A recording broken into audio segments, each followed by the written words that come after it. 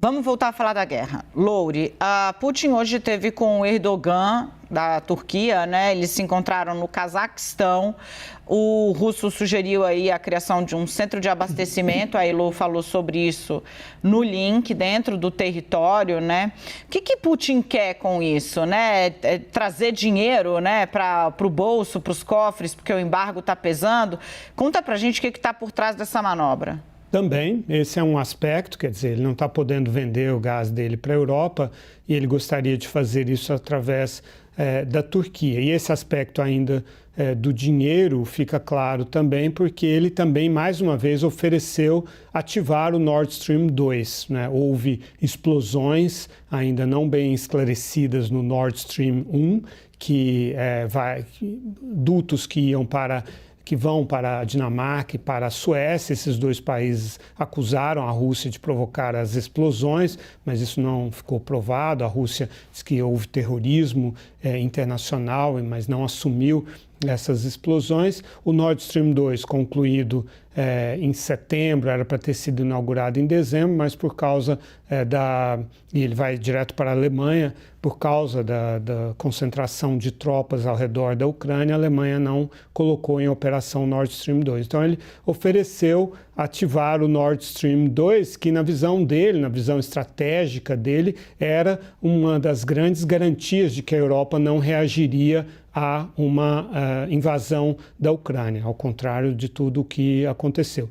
Além do aspecto financeiro, a Rússia e o Putin sempre usou o gás geopoliticamente, como uma arma geopolítica para isolar a Ucrânia. Antes o gás passava pela Ucrânia, ele foi reduzindo continuamente a participação dos gasodutos que passam pela Ucrânia para ir abastecendo a Europa por outros países, para não depender mais da Ucrânia e para sempre manter e até elevar essa dependência da Europa em relação ao gás russo para poder invadir os países como ele invadiu a Ucrânia, esperando que a Europa não reagiria. Louri, para fechar, você tem apuração de bastidor aí sobre o que levou o Brasil a votar como votou ontem, condenando a decisão da Rússia de assinar um papelzinho e dizer que 4 regiões da Ucrânia são dela.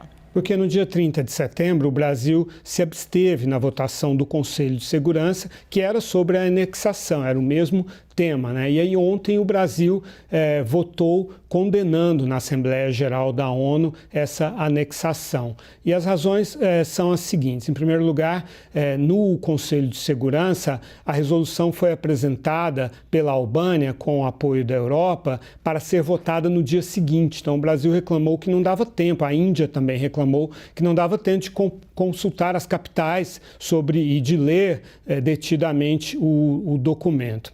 Além disso, o Brasil conseguiu, e aí os Estados Unidos e a Europa cederam nisso, houve mais negociação na Assembleia Geral da ONU, e o Brasil conseguiu encaixar, retirar uma comparação com a Crimeia, porque a anexação da Crimeia também era condenada no documento nos mesmos termos que a anexação dos outros territórios. O Brasil acha que não é o caso, porque a comunidade internacional não aceitou oficialmente em 2014 a anexação da Crimeia, mas não reagiu da mesma forma como está reagindo agora à invasão da Ucrânia. Então, o Brasil acha que para abrir espaços de negociação é preciso não radicalizar tanto. O Brasil também gostaria que a questão da negociação fosse colocada de forma mais clara. A Ucrânia não aceitou e aí os outros países que apoiam a Ucrânia também não aceitaram. Mas vem um outro componente muito importante que eu já realçava ontem. Os bombardeios contra a Ucrânia mudaram muito o humor do mundo e o Brasil não gosta de ficar muito isolado nos seus votos. O Brasil se preocupa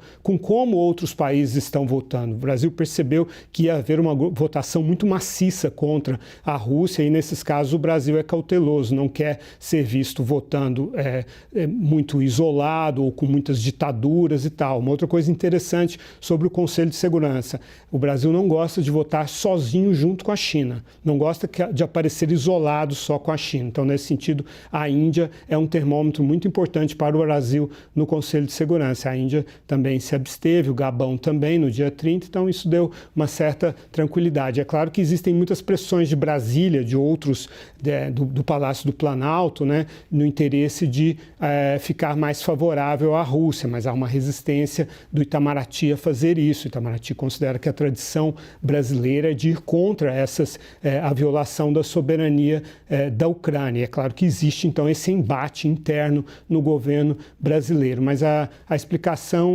explicações são essas. O Brasil não queria votar contra muitos países que votam parecido com o Brasil na Assembleia Geral da ONU, conseguiu encaixar a questão, não conseguiu retirar a questão da Crimeia, só foi voto perdido ali na questão da negociação e protestou contra isso no voto dele, Daniela.